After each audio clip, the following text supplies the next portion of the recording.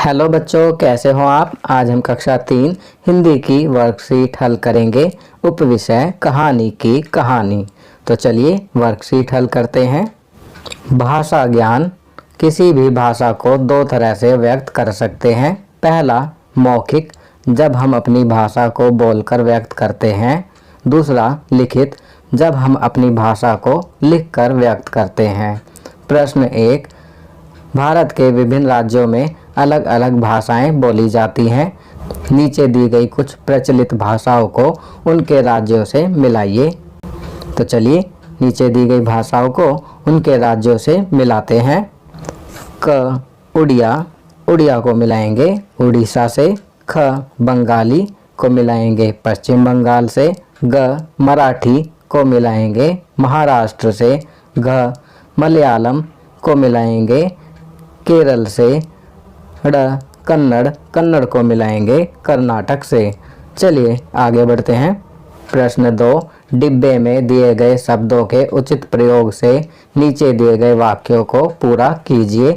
यहाँ डिब्बे में कुछ शब्द दिए गए हैं। पंचतंत्र, तरीके, मजा, बात, शाही। हमें इन शब्दों से वाक्यों को पूरा करना है और इन्हें सही जगह खाली स्थान में लिखना है। क कहानी सुनने के कई अलग डैश थे, तो यहाँ लिखेंगे तरीके। ख कहानी सुनने में हम सबको डैश आता है, तो यहाँ लिखेंगे मजा। ग डैश की कहानियाँ कई सौ साल पहले लिखी गई थी, तो यहाँ लिखेंगे पंचतंत्र। घ बहुत पुरानी डैश है, तो यहाँ लिखेंगे बात। ड़ डैश भी खुद घर पर ही बनाते थे, तो यहाँ लिखेंगे शाही। चलिए आगे बढ़ते हैं। प्रश्न 3, अनेक शब्दों के लिए एक शब्द लिखिए। क जो कहानी लिखते हैं, तो यहाँ लिखेंगे लेखक। ख जो कविता लिखते हैं, तो यहाँ लिखेंगे कवि। ग जो खेती करते हैं, तो यहाँ लिखेंगे किसान। घ जो हमें पढ़ाते हैं, तो यहाँ हम शिक्षक या अध्यापक लिख सकते हैं। चलिए आगे बढ़ते हैं।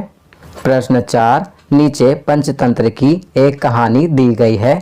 ध्यानपूर्वक पढ़कर दिए गए प्रश्नों के उत्तर दीजिए। तो बच्चों, यहाँ पर आपकी वर्कशीट में पंचतंत्र की कहानी दी गई है।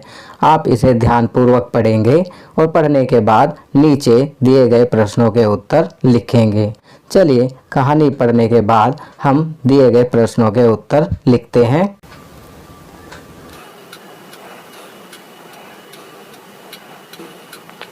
क शिकारी का जाल किसने काटा, तो इसका उत्तर लिखेंगे चूहे ने। ख कौवे को बचाने के लिए हिरण ने क्या किया, तो यहाँ लिखेंगे कौवे को बचाने के लिए हिरण ने लंगड़ाकर चलने का नाटक किया। चलिए आगे बढ़ते हैं। ग दिए गए शब्दों के समान अर्थ वाले शब्द कहानी से चुनकर लिखिए। पहला गहरे, तो इसके आगे लिखेंगे घनिष्ठ। दूसरा मुश्किल, मुश्किल के आगे लिखेंगे चुंगल।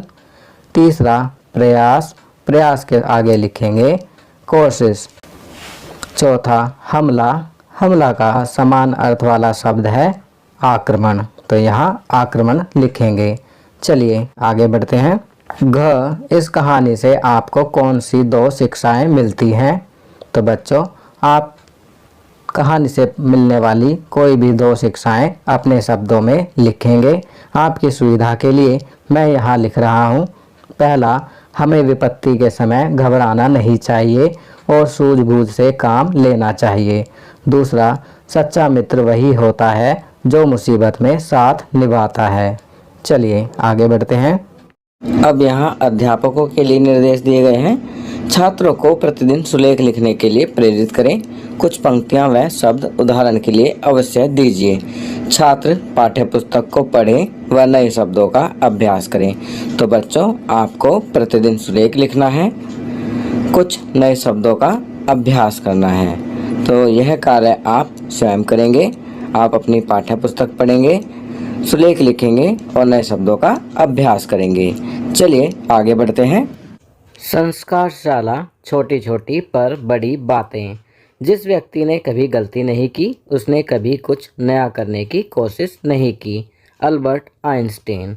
तो बच्चों, अल्बर्ट आइंस्टीन ने कहा है, जिस व्यक्ति ने कभी गलती नहीं की उसने कभी कुछ नया करने की कोशिश नहीं की।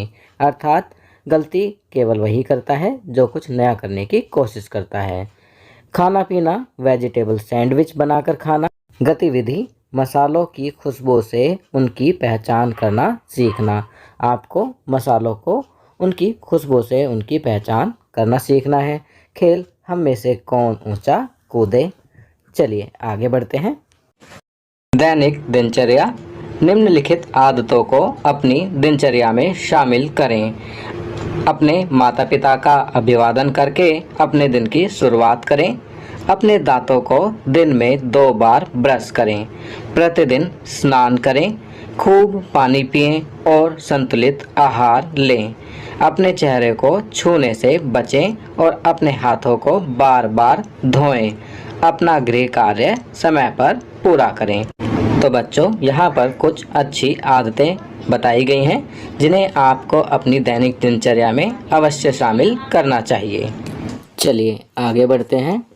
भारत की स्वतंत्रता के 75वें वर्ष के अवसर पर की जाने वाली गतिविधि।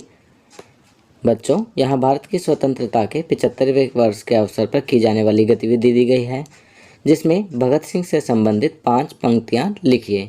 यहाँ पर आपको भगत सिंह जी के बारे में 5 पंक्तियाँ लिखनी है।